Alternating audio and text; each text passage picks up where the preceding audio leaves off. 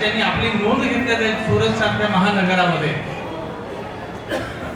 आम्ही ऐकून आहे आमच्या वडिलांच्या तोंडी आणि इथं बसलेले मान्यवर जुने जे समाज बांधव आहेत, जुने कार्यकर्ते त्यांच्या तोंडी, की खरोखर गुडघ्या इतके चिखलं होते आणि त्या चिखलांमध्ये घरोघरी पोहोचून सण या लोकांनी समाजाच्या लोकांना एकत्र करण्याचे कार्य केले, हे खूपच प्रशंसनीय आहे.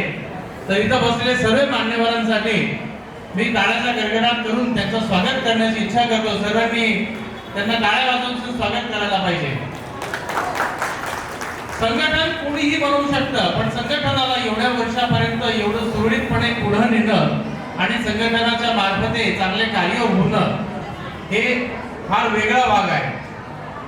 आज बरेचसे असे संस्था आहे की जे संस्थाचे रजिस्ट्रेशन होतात पण ते कार्यरत राहत नाही. आणि तब्बल हरिस्वर्णकार समाज उधना सुरत ही संस्था 51 वर्ष आहे आणि या 51 वर्षापर्यंत आजपर्यंत ती इतक्या सुरळीत प्रमाणे चालू आहे आणि चालाबाजाप्रमाणे प्रत्येक वर्षी कार्यक्रम होतात. आज एक नाही पण आज आपल्या जवळ